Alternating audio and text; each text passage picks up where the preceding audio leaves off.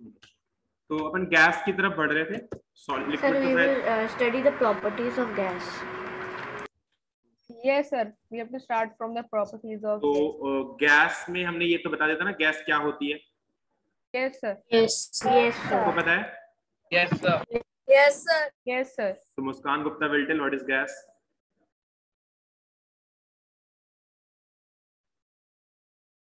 बेटा ऐसे बोल देते हो क्या? Abhishek Agarwal will tell what is gas. Sir, can I tell? Sir, can I tell?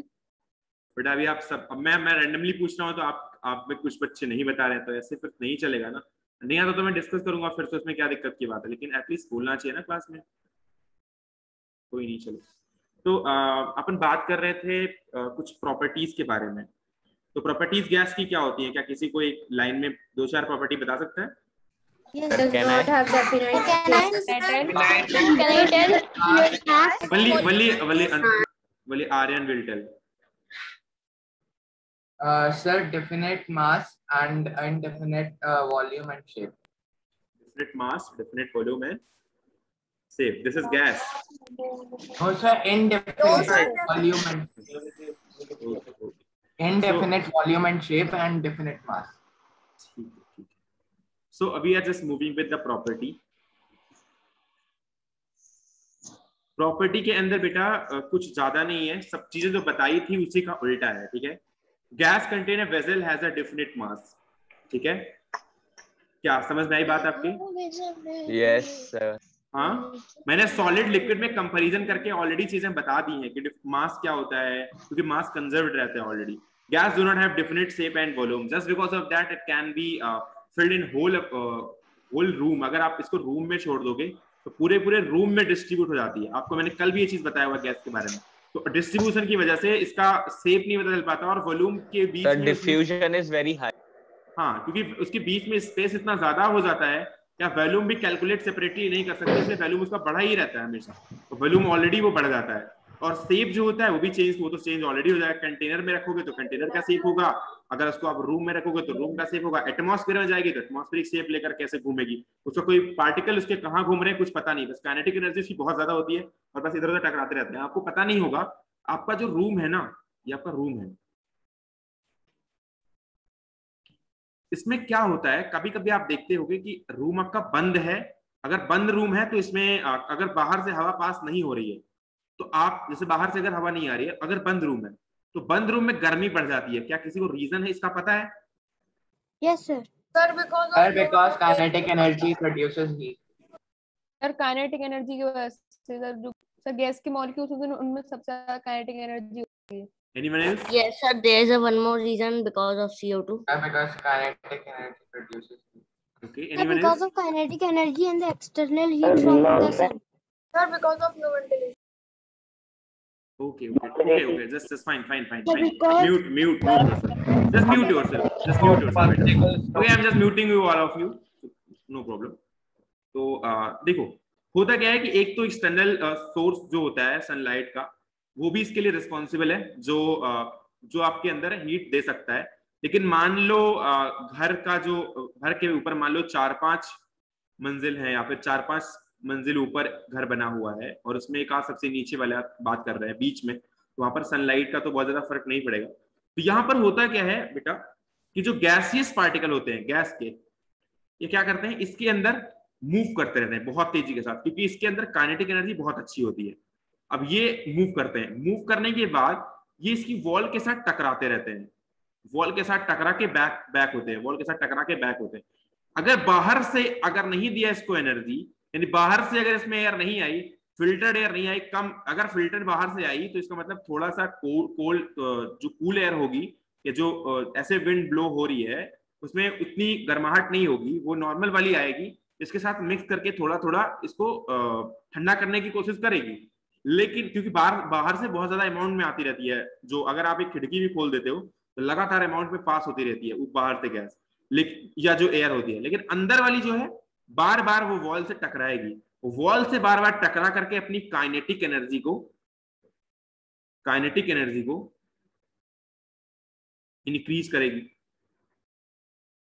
और एक कॉन्सेप्ट है टेम्परेचर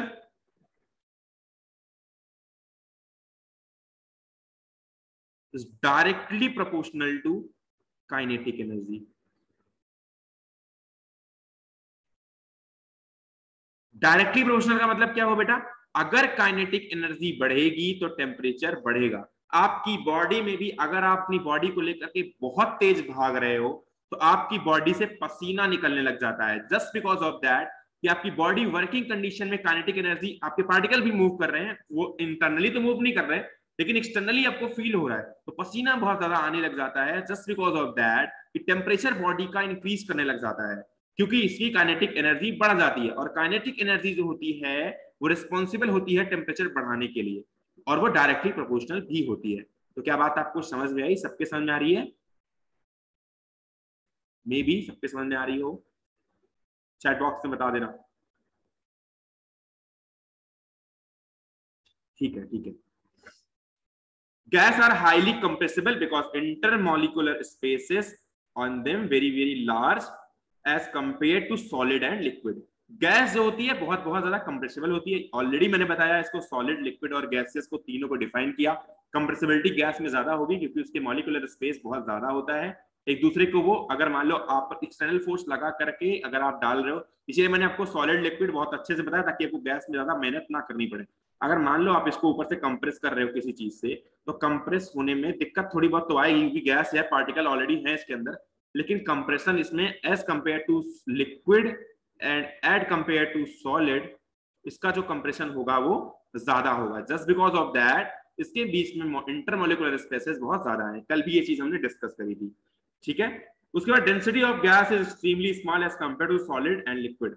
ऑब्वियस सी बात है बेटा, डेंसिटी इसकी जब इंटरमॉलिक्यूलर स्पेस इतने ज्यादा है, इंटरमॉलिक्यूलर कल मैंने बहुत बार डेंसिटी के बारे में डिस्कस किया था।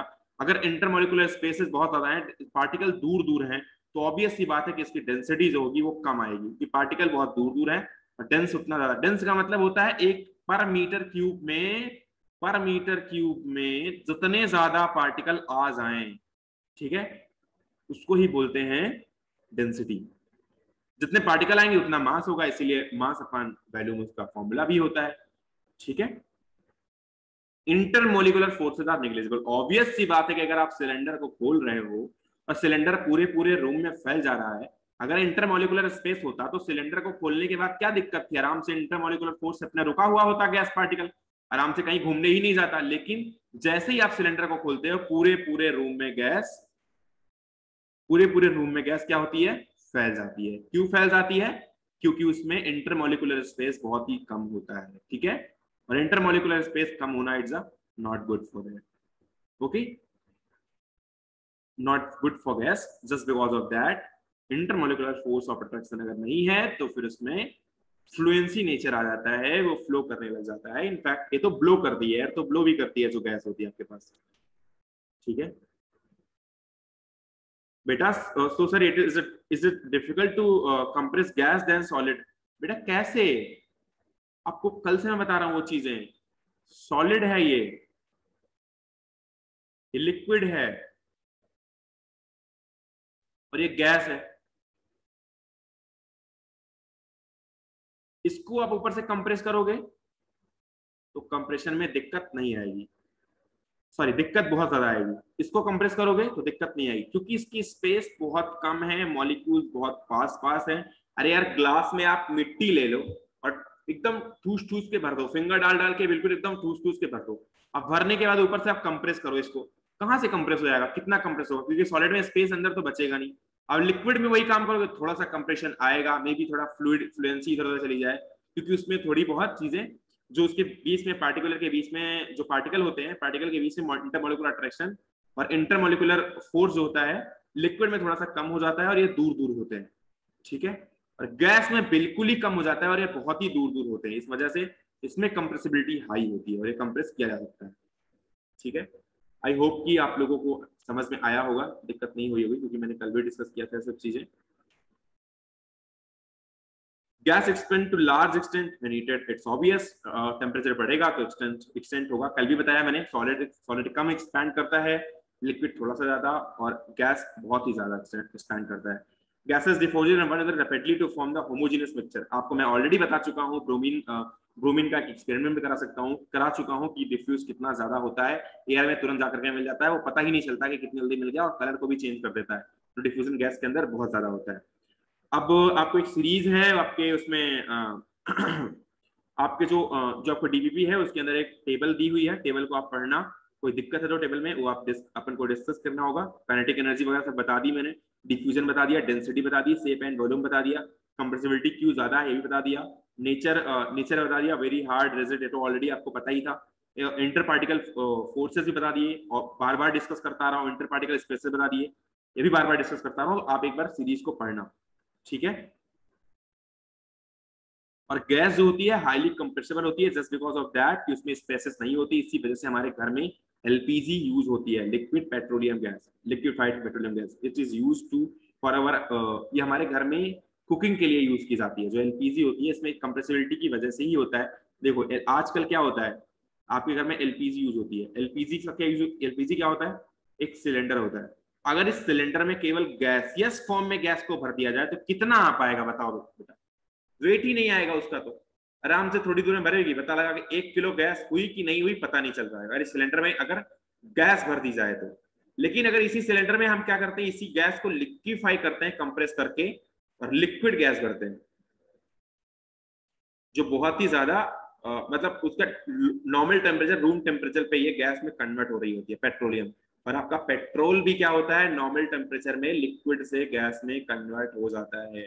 आप अगर कभी भी आपने देखा हो कि आपके पेट्रोल टंकी जो होती है बाइक की, अगर बाइक की पेट्रोल टंकी अगर खाली रह गई या खुली रह गई तो आप देखोगे कि इस पेट्रोल टंकी के अंदर भरा हुआ सारा का सारा तेल उड़ जाएगा अगर ये खुला रह गया पेट्रोल टंकी, क्योंकि ये जो नॉर्मल टेम्परेचर होता है, नॉर्मल टेम्परेचर पे ही जो लिक्विड होता है पेट्रोल का वो गैसियस फॉर्म में कन्वर्ट हो जाता है। किसी को दिक्कत आई होप नहीं आई होगी sir. Sir, may you please once again tell why temperature of closed room increases? Yes, बेटा there is nothing to worry about। एक रूम है, रूम के अंदर क्या होता है, बार बार एक गैस का पार्टिकल क्या करता है, गैस का पार्टिकल बार बार इसके साथ टकराता है। आप अगर हैमर को लेकर के किसी रूम के, आप रूम के दीवार पे बार बार उसको टकराओगे तो आप देखोगे रूम की वो दीवार जहां पे वो टकरा रहा है हैमर, और आपका हैमर भी गर्म हो जाएगा। लेकिन गैसियस पार्टिकल हैमर जैसी तो होती नहीं है, तो छोटे छोटे पार्टिकल मिल करके अपनी एक्सटर्नल कंडीशन को चेंज करते जो हमको दिखाई नहीं पड़ता। जैसे गैसियस पार्टिकल नहीं दिखाई पड़ते वैसे इनका टकराना भी दिखाई नहीं पड़ता, और वैसे इनका गर्म होना भी दिखाई नहीं पड़ता। बस इतने पार्टिकल होते हैं कि धीरे धीरे करके ये चेंज होकर के ये गर्म, पूरा रूम को गर्म करने की कोशिश करते हैं, ठीक है। इसीलिए ऊपर एक और फैन लगाते हैं हम कि वो जो गर्म एयर हो उसको बाहर फेंकता रहे बार बार, क्योंकि लगातार हमें पता होता है जिस रूम में खिड़की बंद है वहां पर गर्म एयर आती ही रहेगी, क्योंकि वो जो एयर है ऑलरेडी वो बार बार उसकी काइनेटिक एनर्जी इंक्रीज करती रहेगी, ठीक है, बढ़ती रहेगी। काइनेटिक एनर्जी बढ़ने के साथ साथ टेम्परेचर बढ़ेगा। आप भी बार बार जाकर के किसी दीवार से टकराओगे तो आपका भी टेम्परेचर बढ़ता रहेगा, या आप भी दौड़ रहे होगे तो आपका भी टेम्परेचर बढ़ता रहेगा। Okay okay,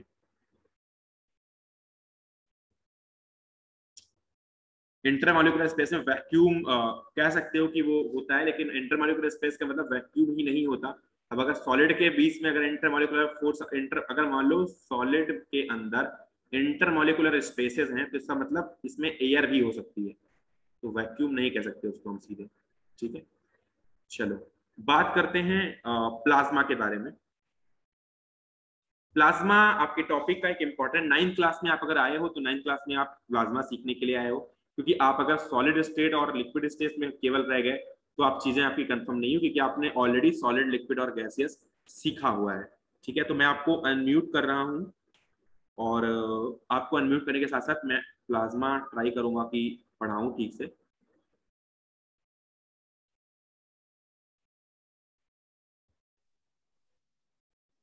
so welcome. तो आवाज आ रही सबको? प्लीज बोलने मत लग जाना बार बार, फिर ऑफ करना पड़ जाएगा। तो बात करते हैं प्लाज्मा के बारे में। क्या सॉलिड, लिक्विड, गैस सबके समझ में आ गया? कोई दिक्कत तो नहीं आई कहीं पे? No sir. क्वेश्चन रहेगा तो बता लोगे ना? Yes sir, yes sir. अगर मैंने यहाँ पे लिखा है temperature is directly proportional to kinetic energy, तो मैं ऐसे नहीं लिखाया हुआ है, मैं क्वेश्चन भी दूंगा बेटा, इसलिए इसको लिख के रहना। काइनेटिक एनर्जी मान लो मैं तुम्हें कोई क्वेश्चन दूंगा कि कोई एक पार्टिकल ए है, इसकी काइनेटिक एनर्जी इंक्रीज कर रही है, इसका टेम्परेचर T1 है, और कोई बी है, उसका काइनेटिक एनर्जी K2 है, इस काइनेटिक एनर्जी ज्यादा है, इसके लिए T2 है, तो T1 बड़ा होगा, T2 बड़ा होगा। ऐसे क्वेश्चन आपको मिल सकते हैं, तो आप इन चीजों को ध्यान में रखना। अगर कोई चीज क्लास चल रही है और लगातार आपको बता रहा हूँ, तो प्लीज आप उस पर कॉपरेट करना। सर जब गैस को हीट किया जाता है तो वो एक्सपेंड क्यों हो जाती है?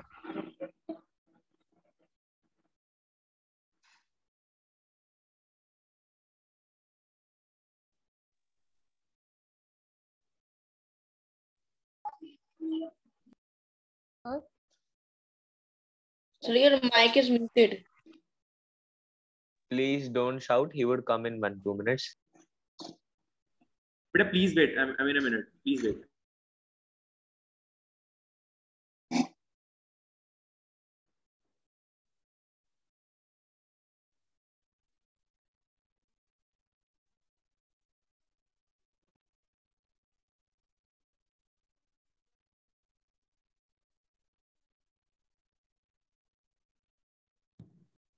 बात की हुई है, बोला कि आपको फॉरवर्ड किया था रासन ने, तो वो उनसे ले लेना, कौशल बंसल जी, उनसे आप मांग लो, वो फॉर्मेट है उसके पास, ठीक है, मिल जाएगा। नहीं मैं मैसेज तो अभी नहीं कर सकता, जस्ट आप बात कर लो, थोड़ा क्लास है तो मैं बात कर लूंगा, वो बोलेगा तो, ठीक है, ओके।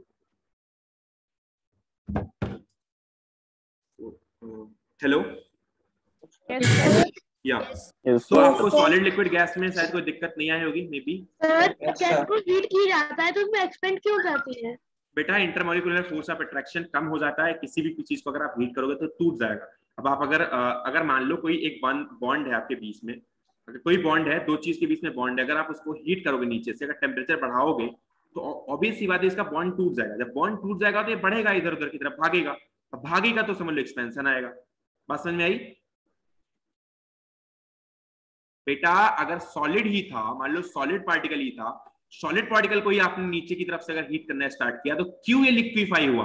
आपको बताया था ना कि सॉलिड है, अगर मान लो आयरन है, आप इसको नीचे से अगर हीट कर रहे हो तो ये लिक्विफाई हो जाएगा, लिक्विड आयरन में कन्वर्ट होगा। स्टार्ट्स टू एब्जॉर्ब हीट, ये स्टार्ट करेगा ऑब्जॉर्ब हीट, अपने बॉन्ड को ब्रेक करेगा, जो इंटरमॉलिक्यूलर फोर्स हैं, बॉन्ड्स हैं, उनको ब्रेक करेगा, उसकी वजह से लिक्विड में जाता है। तो अभी एक्सपैंड हुआ कि नहीं हुआ? लिक्विड को आप डालोगे जमीन पे तो फैल जाएगा ऐसे ऐसे करके, तो अभी भी एक्सपेंशन हुआ है। अब अगर आप फिर से गैस को, अब इसको फर्दर आप हीट करोगे तो गैसेस में जाएगा, आप गैस को हीट करोगे तो एक्सपेंशन तो होता ही जाएगा। अब अगर गैस को हीट करोगे तो उसमें मॉलिक्यूल जो है, मॉलिक्यूल ब्रेक करेंगे इलेक्ट्रॉन्स में, प्रोटॉन्स में, वही आगे बताने वाला हूं, आप प्लीज कॉपरेट करो, आपको समझ में आएगा।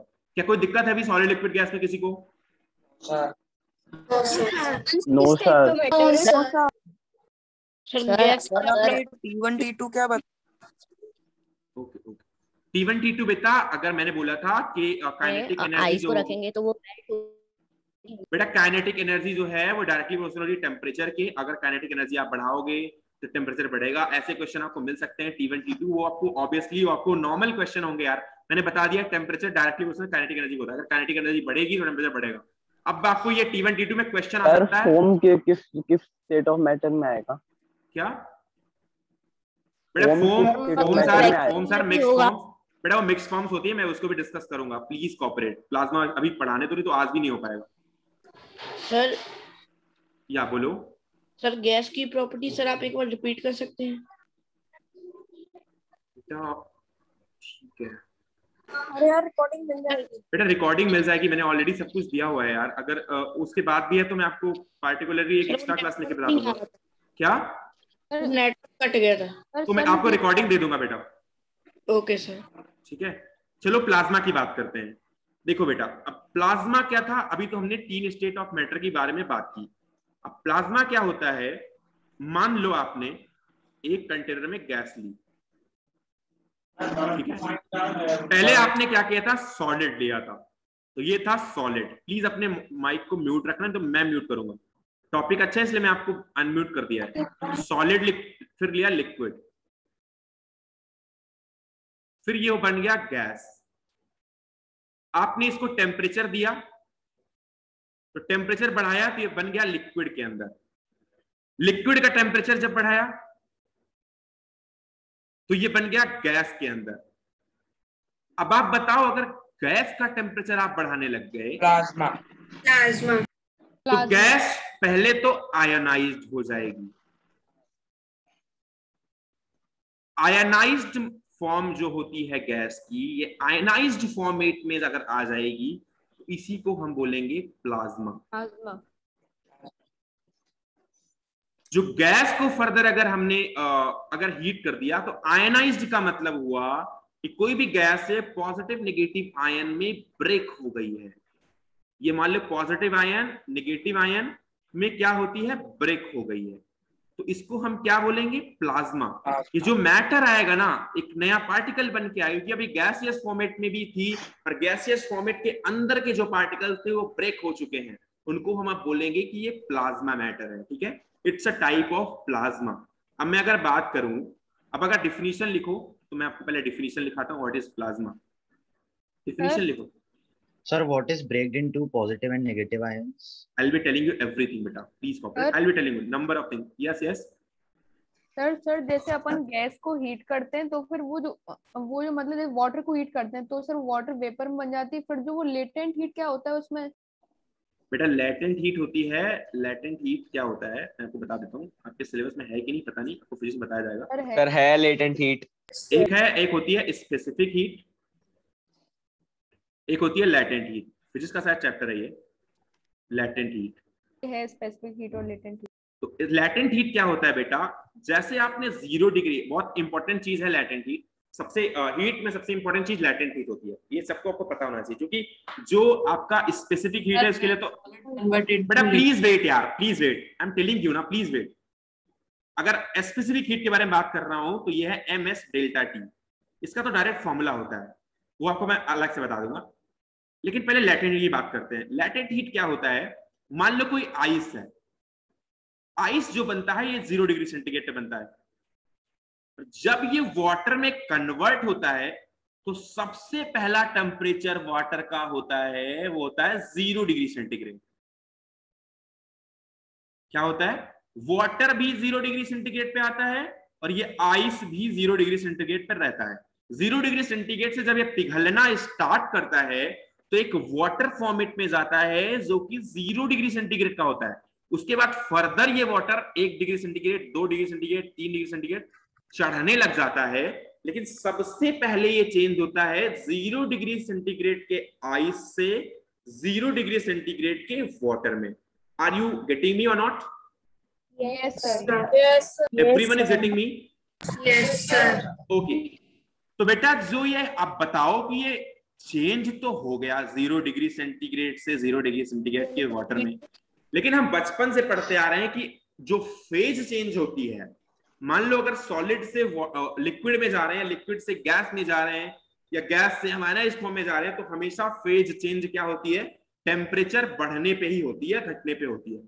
फेज चेंज के लिए जो रिस्पॉन्सिबल चीज है वो टेम्परेचर है। लेकिन आप सामने अगर देख बेटा, यस सर क्या कर रहे हो, प्लीज एक मिनट सुन लो। अगर सामने आप देखो कि टेम्परेचर है तो दोनों आइस का भी टेम्परेचर 0 डिग्री सेंटीग्रेड है और वाटर का भी टेम्परेचर 0 डिग्री सेंटीग्रेड है। अब बताओ, टेम्परेचर ना तो चेंज हुआ और ना तो बढ़ा ना तो घटा, लेकिन फेज चेंज हो चुकी है।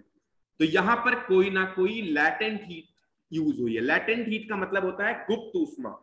गुप्त ऊष्मा हिंदी में बोलते हैं गुप्त ऊष्मा, जो गायब रहती है, उसकी वजह से ही ये फेज चेंज होते हैं। तो ये फेज चेंज में गुप्त ऊष्मा यूज होती है। बेटा आप अगर ध्यान से समझो तो 100 डिग्री सेंटीग्रेड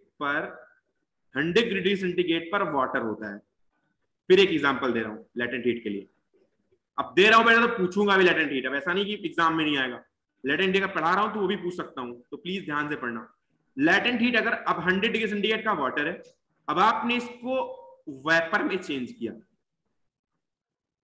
ठीक है, इसका भी जैसे ये चेंज होगा सबसे पहले 100 डिग्री सेंटीग्रेड के वेपर में चेंज होगा। उसके बाद ये वेपर का टेम्परेचर थोड़ी देर बाद 101, फिर 102, 103, फिर ये टेम्परेचर बढ़ता जाएगा। लेकिन जो पहला वेपर तो बॉइलिंग पॉइंट से नीचे ही बन जाता है ना वाटर। ये तो नॉर्मल रूम टेम्परेचर पे वेपराइज होता है, ऐसे कहते हैं लेटेंट हीट ऑफ वेपराइजेशन। हाँ सर ये तो बॉइलिंग पॉइंट से पहले ही हो जाता है। कौन सा? Sir latent heat of vaporization sir, नहीं, it occurs in room temperature. वो तो स्पेसिफिक क्वालिटी है वाटर की, वो तो वाटर की स्पेसिफिक क्वालिटी है कि वो उसके पहले हो जाए उसके बाद हो जाए। कोई होगा कि रूम टेम्परेचर से ज्यादा होगा, कोई रूम टेम्परेचर पे वेपर बन सकता है, तो वो तो अपना अपना कंडीशन। पेट्रोल का रूम टेम्परेचर भी बन जाता है, तो वो तो जो पार्टिकल आपने लिया वो उसकी कंडीशन है।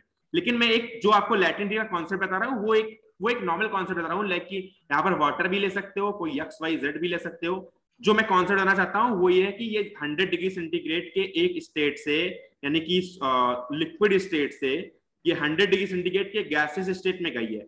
अब गैसेस इसकी स्टेट चेंज हुई है लेकिन इसका टेम्परेचर चेंज नहीं हुआ है, जस्ट बिकॉज ऑफ दैट कि बीच में कोई ना कोई लैटेंट हीट आई है। उस लैटेंट हीट की वजह से ही ऐसा हुआ है, और वो लैटेंट हीट आपकी ऐड होती है। क्या आपको बात समझ में आई या नहीं है? मैं एक्सप्लेन करूं फिर से? Yes. Please explain Explain it again. Sir exact definition क्या होगी? Will explain again. Okay okay ठीक है।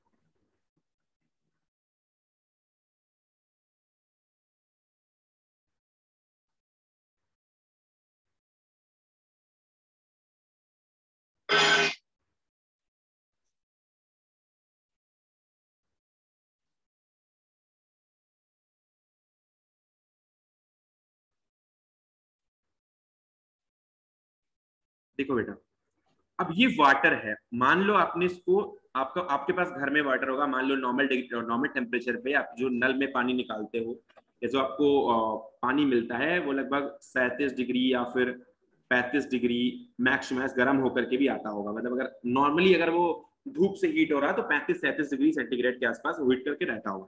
अब आपने क्या किया, इसको टेम्परेचर को बढ़ाना स्टार्ट किया, ठीक है, टेम्परेचर बढ़ना स्टार्ट हुआ, आपने इसको बाउल में लिया और बाउल के टेम्परेचर को आप बढ़ाना स्टार्ट कर दिए।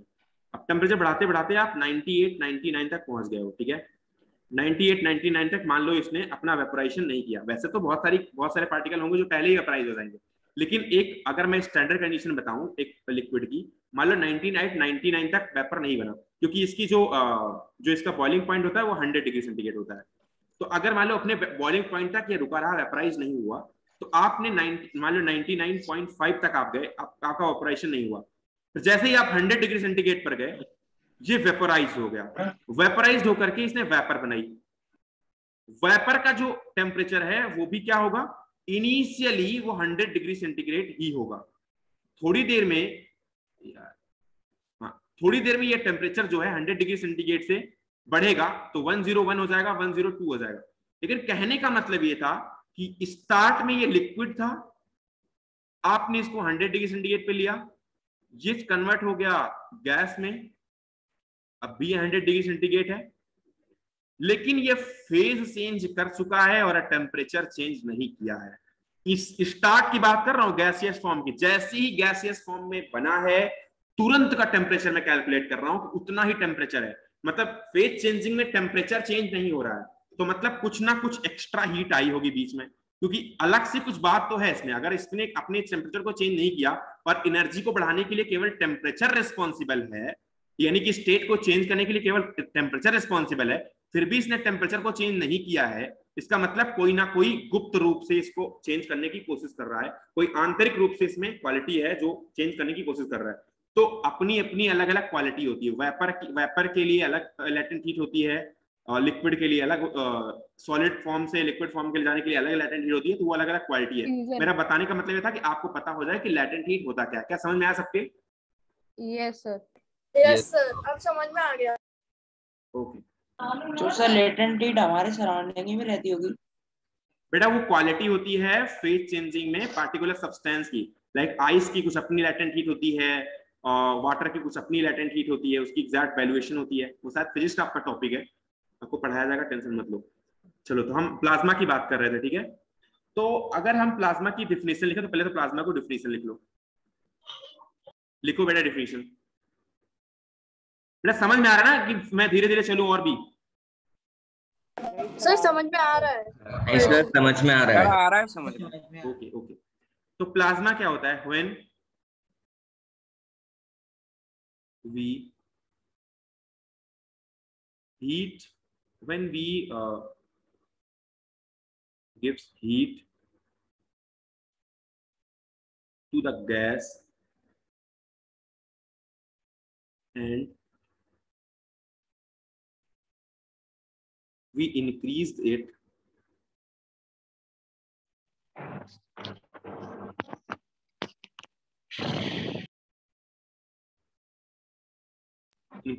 to a level. हाँ बेटा बोलो.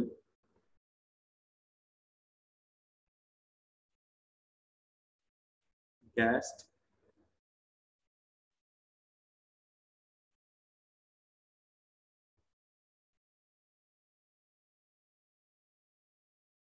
एक एक चीज समझाऊंगा बेटा कैसे आयनाइज होता है, उसी मैं अच्छे से बताऊंगा, टेंशन मत लेना, बस लिखो बस.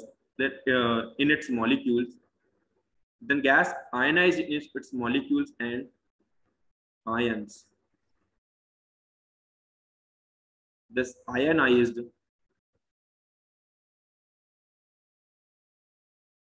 form of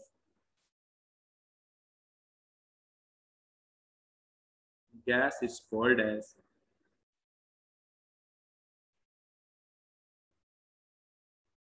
plasma.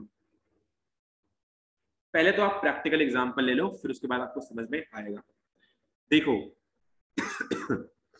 आपने देखा होगा बादल जाते हुए, आपने क्लाउड्स देखे होंगे, देखा है सबने? Yes sir. Yes sir. Yes practical example है बेटा प्लाज्मा का, प्लीज ध्यान से पढ़ना. आपने देखा होगा एक दूसरे से टकराते हुए बादल एक दूसरे को क्रॉस करते हैं. हाँ सर. ये भी क्लाउड है. Yes sir. और ये भी क्लाउड है. ये क्लाउड नंबर 1 है, क्लाउड नंबर 2 है. ठीक है. अब बादल क्या होते हैं, एक दूसरे को क्रॉस करते हैं. क्रॉस करने पे क्या होता है, एक बादल पॉजिटिव चार्ज हो जाता है, एक नेगेटिव. और एक बादल हो जाता है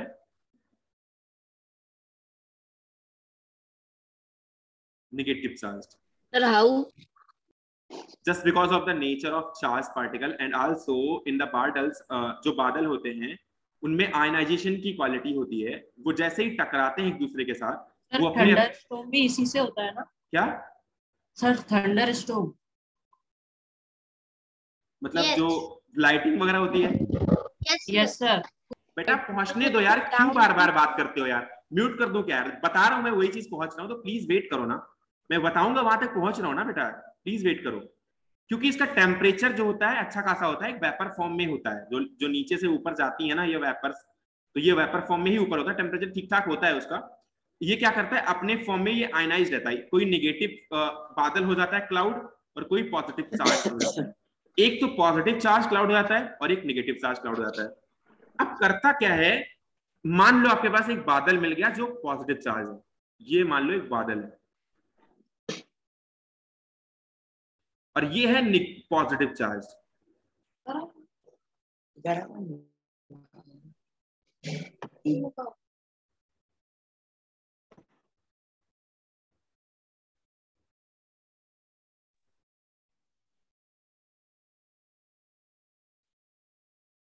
यहां पर होती है एयर, चारों तरफ एयर होती है इसके, ये है एयर. आपको पता है एटम्स कैसा बनता है, एटम कैसा होता है, एटम का आकार कैसा होता है, पता है कैसा होता है बेटा? Sir electrons are at its boundaries, the negative charged ones होती है, और sir proton and the neutrons are present in the center. Sir इसमें होता है प्रोटॉन जो का पॉजिटिव चार्ज, यस सर. और आउटर बाउंड्रीज पे होता है इलेक्ट्रॉन. इलेक्ट्रॉन जो नेगेटिव चार्ज होता है, ये नेगेटिव चार्ज होता है. अब होता क्या है कि जो ये एयर पार्टिकल होते हैं, एयर में बहुत सारे एटॉमिक मॉलिक्यूल्स होते हैं, ऐसे एयर के बहुत सारे एटॉमिक पार्ट्स होते हैं जो एटम्स होते हैं.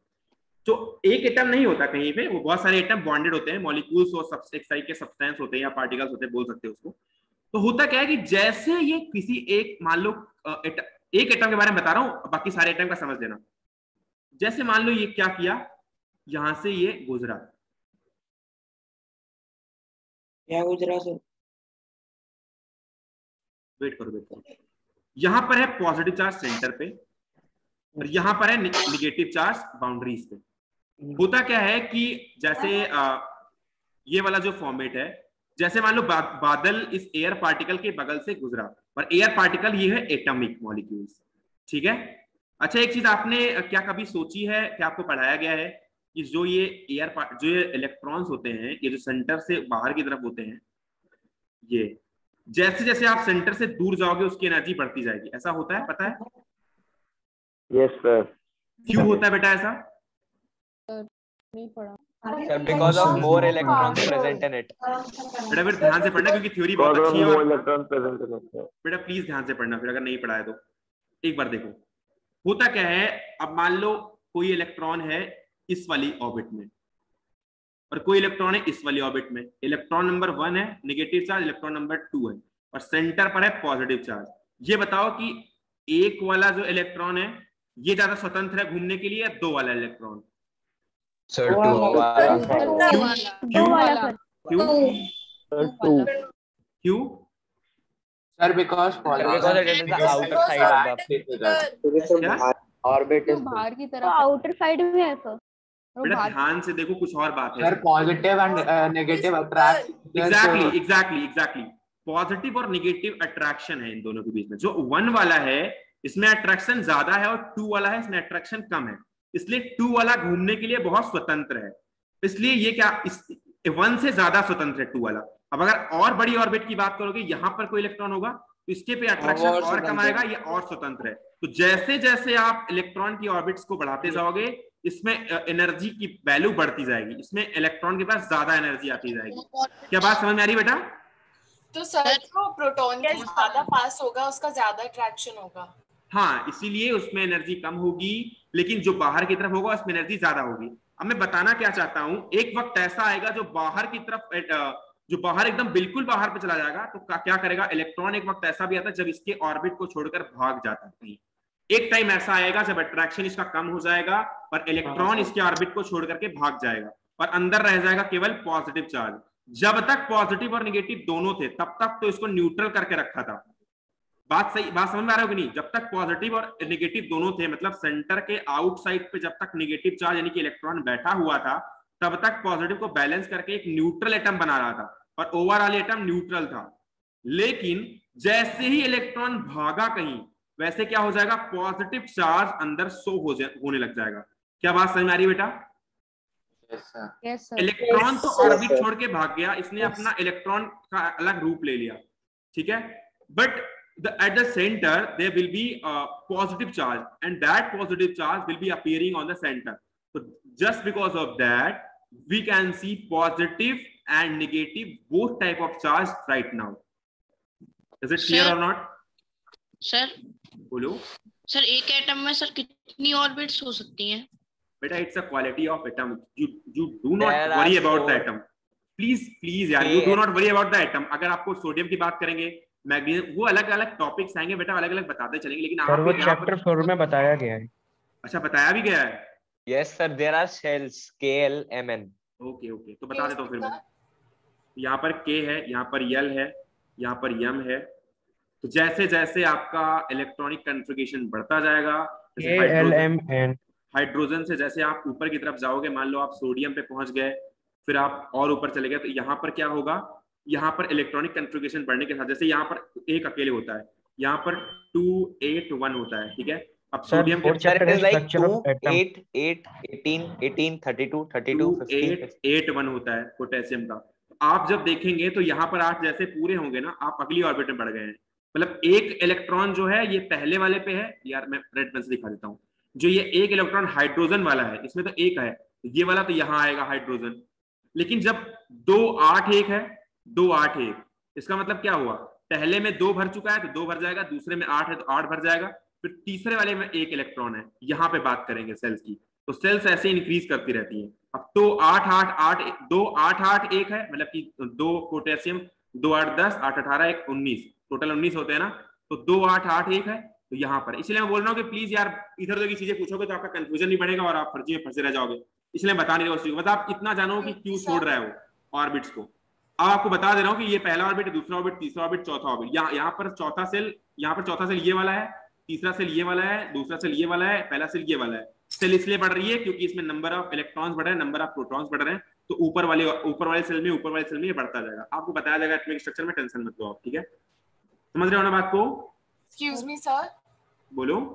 सर आप जब बता रहे थे कि वो इलेक्ट्रॉन्स दूर होता जाएगा तो मतलब वो ज्यादा इंडिपेंडेंटली वो कर पाएगा, मतलब अट्रैक्ट नहीं होगा वो पॉजिटिव से, तो आपने बताया था कि एक टाइम के बाद उसकी ऑर्बिट इतनी दूर हो जाएगी कि वो एटम को छोड़ देगा इलेक्ट्रॉन। तो सर आप उसके वाला एक बार फिर से एक्सप्लेन कर सकते हैं कि वो कैसे छोड़ेगा? तो मेरे को उसके बाद समझ में नहीं आया था। बेटा घर में अगर आप रह रहे हो, पापा मम्मा अगर आपके रह रहे हैं और मम्मी आपके ऊपर अगर अट्रैक्शन लगा के बैठी हुई है, मतलब उनके पास पॉजिटिव चार्ज है, आपके पास नेगेटिव चार्ज है, आप घर से बाहर जाना चाहते हो, आप कोविड है बाहर लेकिन आप जाना चाहते ही हो, अब आप जब तक मम्मा के घर के रूम के पास आपका रूम होगा तब तक वो आप पे अट्रैक्शन ज्यादा होगा उनका। आप सोचोगे कि नहीं, हम वो बोलेंगे आपको बार बार, आप थोड़ा थोड़ा दूर आते जाओगे। मान लो आपके घर में रेडियस में काफी ज्यादा रूम है आपके घर में, तो आप जैसे जैसे मम्मा के रूम से दूर जाते जाओगे वैसे आपके ऊपर अट्रैक्शन कम होता जाएगा उनका, तो आप ज्यादा इंडिविजुअल फ्री हो जाओगे। अब जैसे आप घर को छोड़, जैसे आप घर के बिल्कुल आप दीवार के पास पहुंच जाओगे, आपको लगेगा अभी एनर्जी प्रॉपर मिल चुकी है, अब भाग जाए हम, अब कहीं कोविड में भी दिक्कत नहीं है, आराम से निकल जाए। तो घर में भले ही मम्मा है आपकी, भले पॉजिटिव चार्ज बैठा हुआ है, लेकिन फिर आपको दिक्कत नहीं है, फिर आप इतने बाहर आ चुके हो, इतनी एनर्जी आपके पास आ चुकी है प्रॉपर कि आप घर को छोड़ने के लिए तैयार हो गए हो। क्या आपको समझ में आई बात? तो सर जो एटम होगा उससे नेगेटिव चार्ज चला जाएगा, तो नेगेटिव चार्ज चला जाएगा, इसलिए तो मैं बोल रहा हूँ कि फिर उस पर पॉजिटिवली चार्ज भी आ जाएगा, क्योंकि अभी तक तो आप और आपकी मम्मा दोनों एक दूसरे को बैलेंस करके न्यूट्रल बना रहे थे, लेकिन फिर जैसे ही आप घर को छोड़ोगे, आप अपने घर को छोड़ करके बाहर की तरफ जैसे ही निकलोगे, फिर आपकी मामा भी एक्टिव हो जाएंगी, बोलेंगी भैया हमें पॉजिटिव चार्ज है, अब हम जा रहे हैं ढूंढने। तो टेंशन की बात उनमें भी हो जाएगी, तुम्हारे में भी हो जाएगी। हाँ बोलो। तो सर एक नेगेटिव चार्ज चले आउटसाइड वाला ही जाएगा। हाँ बेटा, आउटर ऑर्बिट वाला नेगेटिव चार्ज चला जाएगा, जैसे ही नेगेटिव चार्ज जाएगा पॉजिटिवली चार्ज एक्टिव हो जाएगा। और प्लीज म्यूट योर माइक यार, प्लीज यार, बहुत डिस्टर्ब करते हो यार।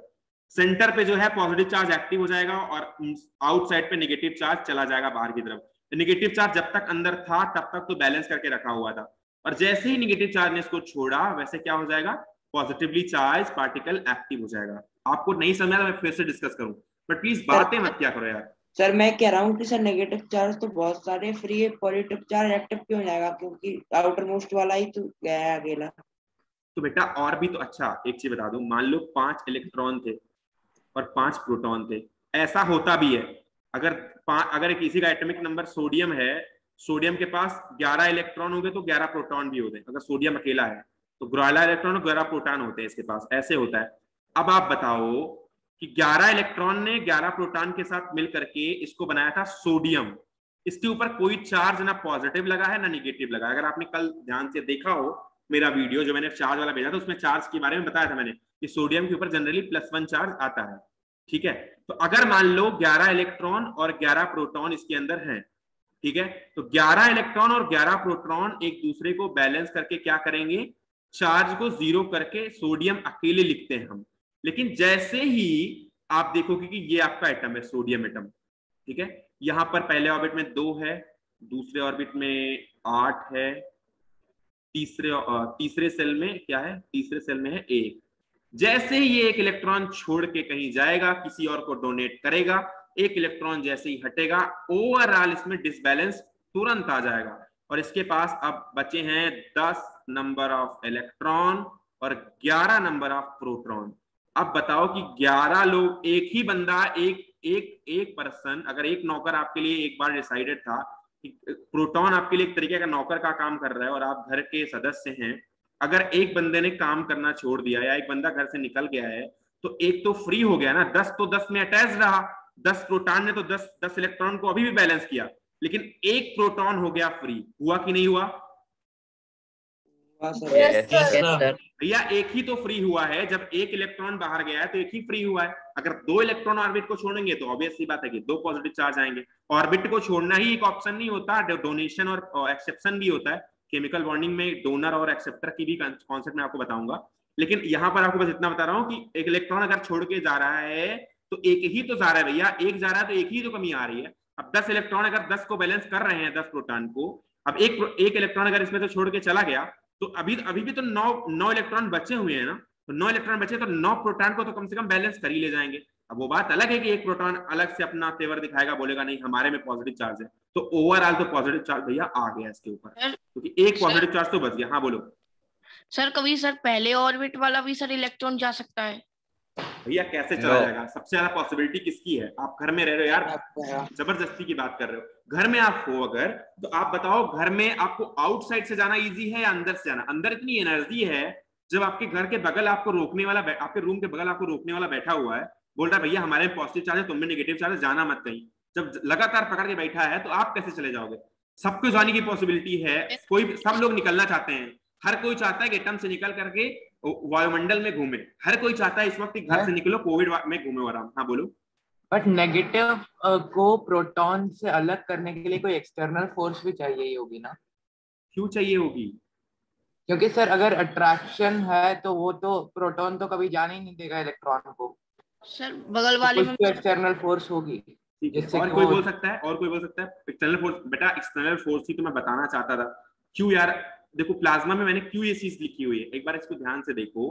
तो मैं उस अट्रैक्शन फोर्स, एक्सटर्नल फोर्स को ही डिस्कस करना चाहता हूँ प्लाज्मा के अंदर, कि उस एक्सटर्नल फोर्स के रीजन की वजह से ही ये गैस आयनाइज होती है, वही मैं आगे आगे बताना चाहता हूँ। लेकिन अभी एनर्जी की बात कर रहा हूँ, तो एनर्जी पे ध्यान दे लो कि आउटर वाले की एनर्जी ज्यादा है, इसलिए आउटर वाला जाएगा, बस इतना। लेकिन चाहिए तो होगा, वो तो ठीक है, बताना भी यही चाहता हूँ इस प्लाज्मा के कॉन्सेप्ट में। होता भी यही है कि एक पॉजिटिव चार्ज अट्रैक्ट करेगा, एक निकल जाएगा, दूसरा बच जाएगा। कभी कभी होगा कि पॉजिटिव चार्ज भी चला जाएगा ऑर्बिट को छोड़ के। दोनों कॉन्सेप्ट में आपको प्लाज्मा में बताऊंगा। लेकिन क्या ये चीज समझ में आई आपको नीचे जो बताया मैंने? Yes sir. Yes sir. बेटा ऐसे गिरे हुए मन से क्यों बोल रहे हैं यार? सबको समझ में आया ना? कोई दिक्कत तो नहीं है? Yes sir. तो समझ नो प्रॉब्लम सर आपने वो 188 लिखा था वो बेटा वो आपका पेपर में नहीं है, वो आपके सिलेबस में 288 वो एक कॉन्सेप्ट होता है ऑक्टेट रूल, आपको शायद 10th में है ऑक्टेट रूल, तो आपको वहां पे बताया जाएगा। लेकिन फीलिंग ऐसे ही होती है सेल की, इसलिए मैंने आपको सही चीज बताई। अब मैं ऐसे एक एक इलेक्ट्रॉन लिखता तो आपको समझ में नहीं आता, फीलिंग ऐसे होती है, इसलिए मैंने आपको वो कॉन्सेप्ट बताया। बट आपको ध्यान में देना है, एनर्जी को ध्यान में देना है बेटा, लाइट आउटर ऑर्बिट को ध्यान में देना है, जरूरत नहीं है ओके सर, वो तो समझ आ गया। ठीक है ओके। तो अभी बात करें फिर प्लाज्मा कैसे यहाँ पर बादल में होता है। Yes sir.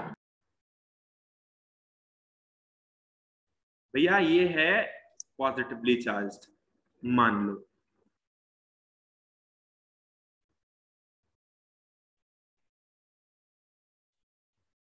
अब होता क्या है कि पॉजिटिव चार्ज होता है, ये क्या करता है, जैसे मान लो कि कोई एयर पार्टिकल है, एयर का कोई एटम है, इसके सेंटर पे है न्यूक्लियस और यहाँ पर है पॉजिटिव, और आउटर रेडियस पे है इलेक्ट्रॉन, ये है नेगेटिव। ये क्या करेगा? अट्रैक्ट करेगा किसको? नेगेटिव को अट्रैक्ट करेगा। पक्का? पॉजिटिव को सर, नेगेटिव पॉजिटिव क्या करेगा? पॉजिटिव को अट्रैक्ट करेगा या पॉजिटिव को रिपेल करेगा? नो सर, पॉजिटिव को तो रिपेल करेगा ना वो। सर पॉजिटिव को अट्रैक्ट करेगा सर, क्योंकि दो लाइक चार्जेस रिपेल वो अट्रैक्ट करते हैं। अच्छा बताओ कि एक बात बताओ कि इलेक्ट्रॉन जो बाहर नेगेटिव चार्ज है उसको अट्रैक्ट करना इसके लिए आसान काम है या पॉजिटिव को रिपेल करना आसान काम है?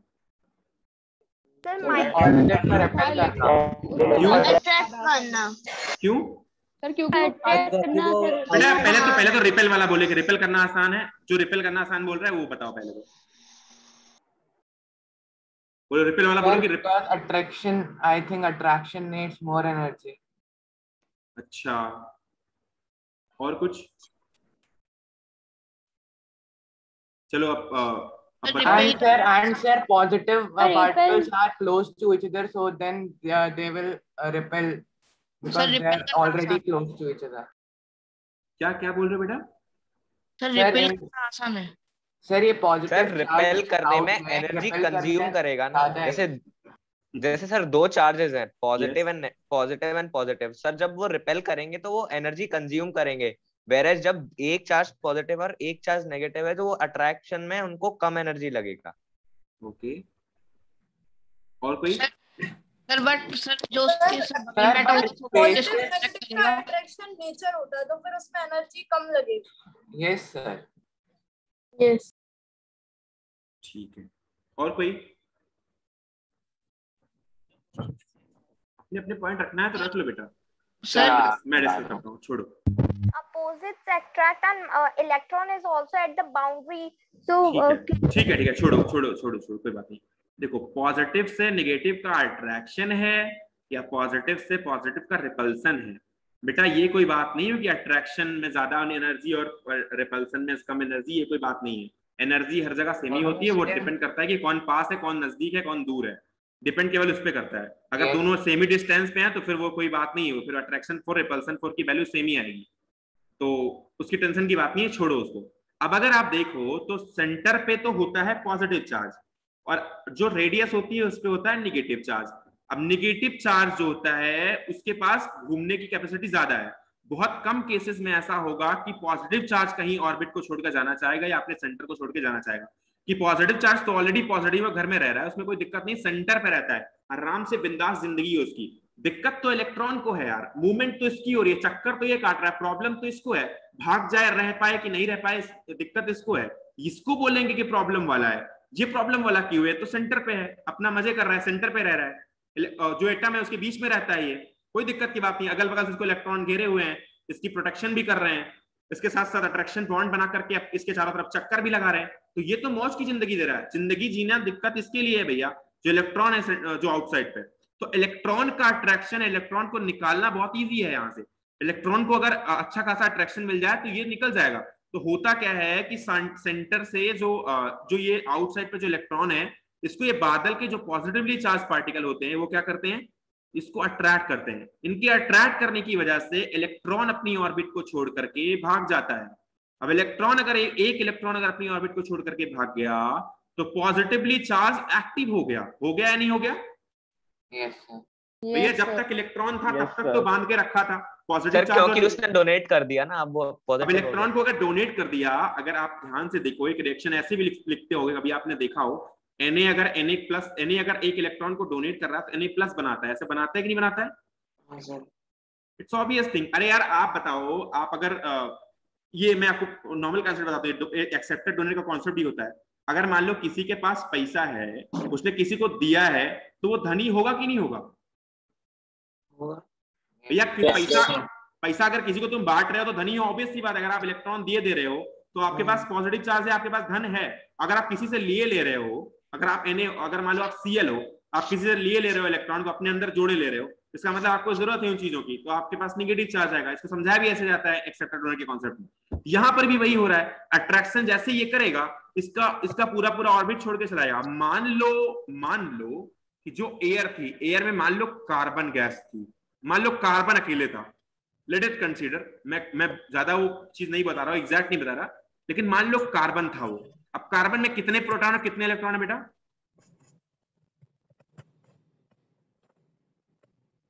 भैया कार्बन का एटॉमिक नंबर 6 होता है, पता है? 6 कार्बन का atomic number 6 number of protons and 6 numbers of electrons. तो 6 प्रोटॉन्स हैं और 6 इलेक्ट्रॉन्स है, पता है? क्योंकि कार्बन न्यूट्रल लिखा गया है, पता है ना?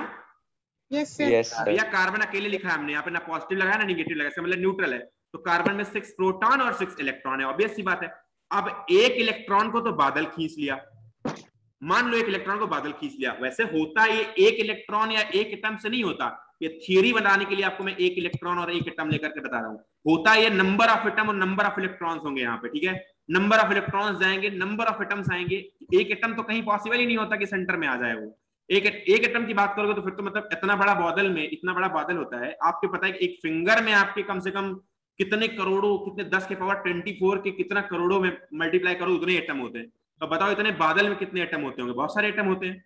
तो बादल के अगल बगल एयर इतनी घूम रही है, नाइट्रोजन एयर इतनी ज्यादा, 78% नाइट्रोजन कंटेन करता है आपका एटमॉस्फेयर। उसके साथ साथ आपका ये कार्बन डाइऑक्साइड होती है, ओजोन होती है, नंबर ऑफ गैसेस है यार वहां पे। तो पार्टिकल बहुत सारे हैं, एक एटम की बात नहीं करेंगे। तो यहां पर भी क्या होगा बेटा, मान लो कार्बन एटम इसके आसपास घूम रहा था और इसने क्या किया, एक इलेक्ट्रॉन को किया अट्रैक्ट। अब बचा क्या, कितने प्रोटॉन बचे इसके अंदर बेटा?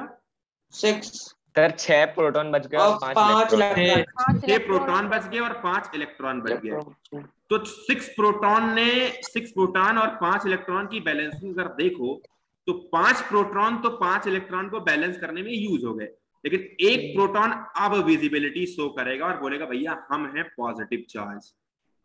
बोलेगा नहीं बोलेगा? हाँ सर।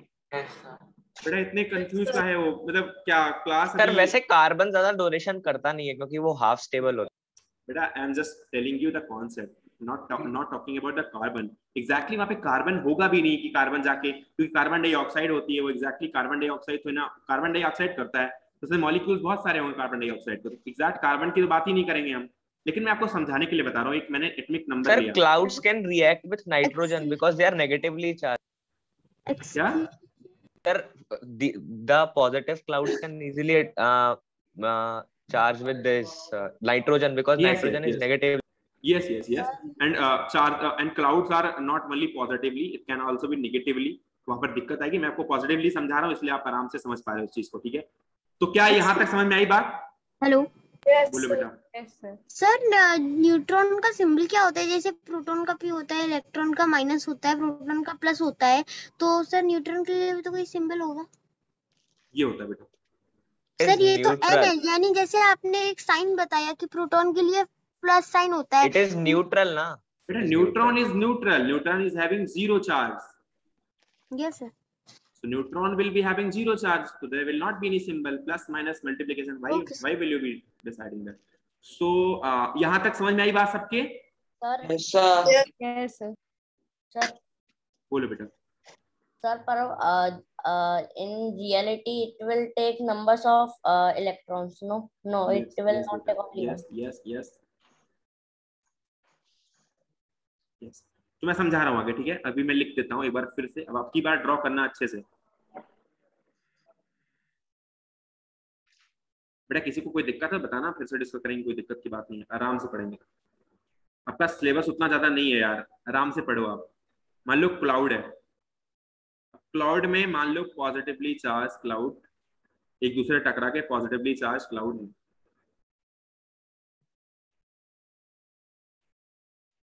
तो हुआ क्या कि पॉजिटिवली चार्ज क्लाउड के आसपास जैसे ही एक एटम आया, मान लो कोई एटम की बात अगर करें तो एक एटम आया, मान लो इसके अंदर सेंटर ये न्यूक्लियस है, यहां पर बाहर क्या है?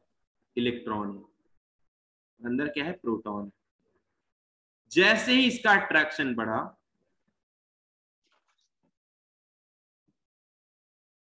तो कंक्लूजन क्या निकला बेटा? इलेक्ट्रॉन अलग घूमने लग गया, ये हो गया पॉजिटिव चार्ज, ये क्या हो गया? Positive charge. इलेक्ट्रॉन अलग घूमने लग गया, ठीक है? और कुछ न्यूट्रल पार्टिकल भी बचे होंगे क्योंकि एक ही एटम तो हुआ नहीं होगा। अब तीन टाइप की चीजें यहां पर आ गई, एक तो पॉजिटिव हो जाना इसके पार्टिकल का, एक नेगेटिव हो जाना, सारे तो पॉजिटिव नेगेटिव हो नहीं रहे, सारे इलेक्ट्रॉन आ जा नहीं रहे, तो कुछ पार्टिकल ऐसे होंगे जो कुछ एटम्स इसके ऐसे होंगे जो न्यूट्रल रह जाएंगे। क्या यहाँ तक बात समझ में आई? ये पॉजिटिव, ये जो एटम है वो आयोनाइज्ड हो गया। हाँ, ये हो गया नेगेटिवली, और ये हो गया क्या? सर क्या? ओके बेटा देखो, कोई बात नहीं, समझ नहीं आया। देखो मैंने बताया कि इलेक्ट्रॉन के पास नेगेटिव चार्ज है, प्रोटॉन के पास पॉजिटिव चार्ज है। अब इस क्लाउड के पास पॉजिटिव चार्ज, इसने क्या किया? फोर्स ऑफ अट्रैक्शन इस एटम पे लगाया। इस एटम से एक इलेक्ट्रॉन क्या हुआ? अपनी ऑर्बिट से बाहर भाग गया। बाहर भागने की वजह से इलेक्ट्रॉन तो बाहर निकल गया, उस पे आ गया नेगेटिव चार्ज, और जो ये पार्टिकुलर जिस एटम की बात कर रहे थे वो एटम हो गया पॉजिटिवली चार्ज ऑलरेडी। और कुछ एटम ऐसे भी होंगे, सारे एटम थोड़ी ना इसमें एनालाइज हो रहे हैं, कुछ एटम ऐसे भी रखे हुए होंगे जो यहाँ पर एयर में होंगे, तो बाकी एटम्स क्या हो गए? न्यूट्रल हो गए, उसमें कोई भी इलेक्ट्रॉन शिफ्ट नहीं हुआ है। तो तीन टाइप की चीजें हुई या नहीं हुई? यहाँ पे इलेक्ट्रॉन भी आया, प्रोटॉन भी आया, यानी पॉजिटिव भी आया, नेगेटिव भी आया और न्यूट्रल भी आया। बेटा सबको समझ में आया? Yes sir. Yes sir. पक्का? न्यूट्रल वाले को बता दीजिए। Yes sir. बेटा न्यूट्रल मतलब, अगर अब मान लो आपने यहाँ पर 5 एटम थे और मान लो कार्बन, मैंने बताया ना कार्बन एक, मान लो 2 कार्बन थे, कार्बन एक कार्बन में तो ये क्वालिटी आई कि उसने अपने इलेक्ट्रॉन को डोनेट किया, दूसरा कार्बन एज इट इज रह गया, तो वो तो न्यूट्रल ही रहा ना बेटा। Okay sir. ठीक है, तो वो तो न्यूट्रल ही रहा, और जो जिसमें आ गई उसमें इलेक्ट्रॉन प्रोटॉन में कन्वर्ट हो गया। तो यहां पर हुआ क्या है? The gases are ionized. Gas यहां पर क्या हुई है? आयोनाइज्ड हुई है। अब आयोनाइज्ड होने की वजह से होता क्या है इलेक्ट्रॉन से प्रोटॉन की तरफ, ऐसे ये एक पार्टिकल नहीं होता, जैसे नंबर ऑफ पार्टिकल्स होता है, जिसमें क्या होता है जहां पर निगेटिव चार्ज यानी कि इलेक्ट्रॉन्स हैं, ये कुछ सारे निगेटिव चार्ज होंगे, इसमें बहुत सी ऐसे बंडल्स बनेंगे, इलेक्ट्रॉन से प्रोटॉन की ओर ऐसे फ्लो हो जाएगा चार्ज का।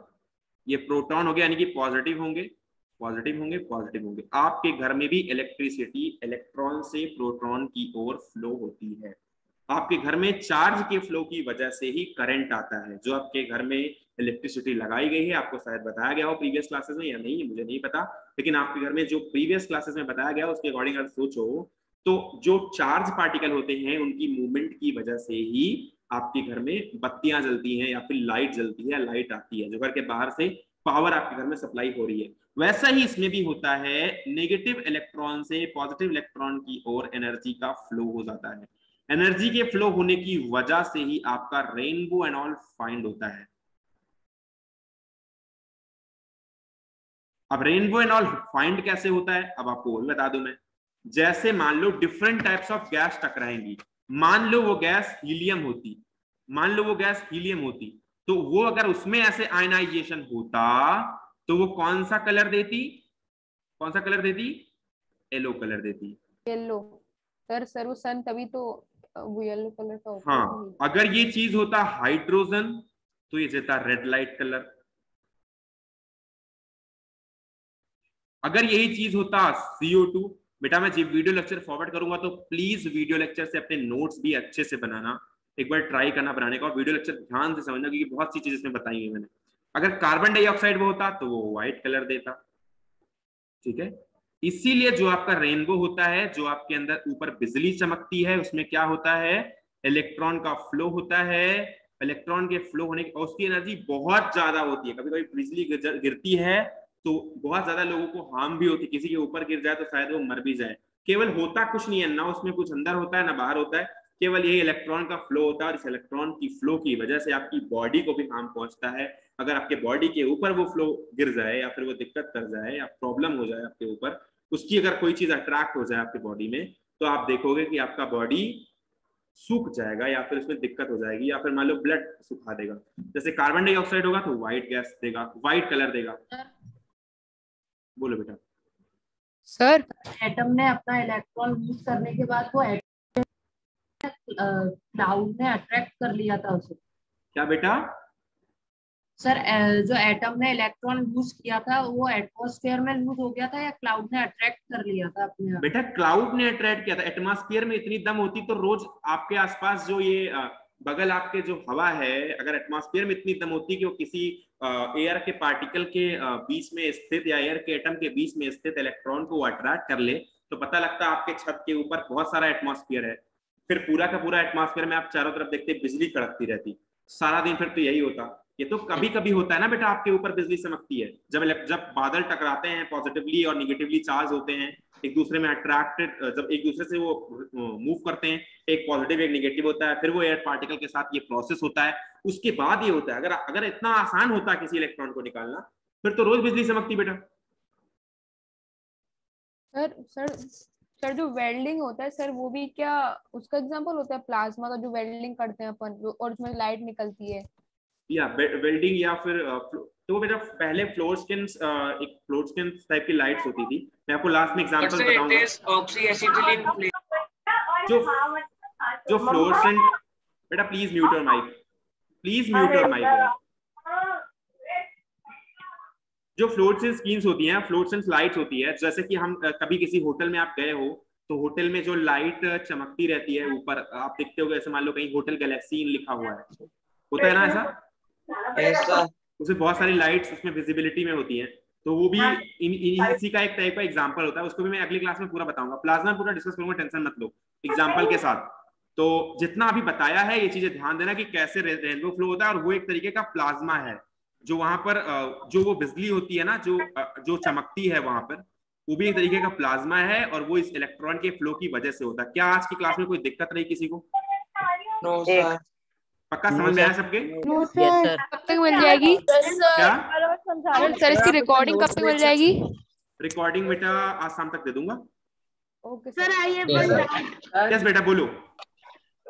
खत्म हो गई। जनरल केमिस्ट्री की कोई री क्लास होगी क्या? कुछ री क्लास मतलब कि कोई डाउट क्लास?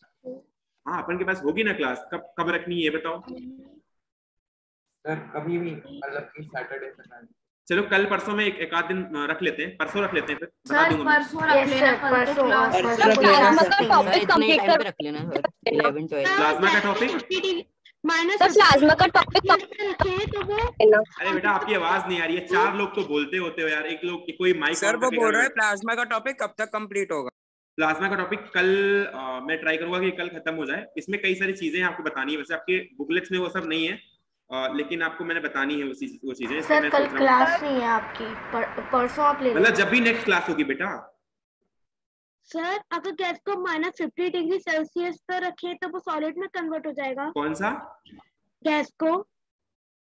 डिपेंड करता है गैस पे। बहुत सारी गैसेस होंगी जो नेगेटिव टेम्परेचर पे भी इजीली ऐसे रहती है। बेटा वो तो वाटर, अब तो वो तो आपने जब भी एग्जांपल सोचा, जब भी आपके दिमाग में बात आई, वो आपके आइस क्यूब और वाटर और वो वेपर को लेकर के आई है। लेकिन बहुत सारी गैसेस ऐसी भी तो है ना बेटा जो गैसेस फॉर्म में ही रहती हैं। कंडेंस करते जाओ उनको 500 डिग्री नेगेटिव में ले जाओ तब भी वो कंडेंस नहीं हो पाएंगी। तो ये तो फिर अलग अलग गैस पे डिपेंड करता है बेटा। ठीक है, गैस की पार्टिकुलर क्वालिटी होती है उस पे डिपेंड करता है। फॉर्म कौन से स्टेट ऑफ मैटर में आएगा? But that's a mixed state of matter. I will tell you about that. Sir आप आज की क्लास के नोट्स भेज सकते? Okay, I will give you notes.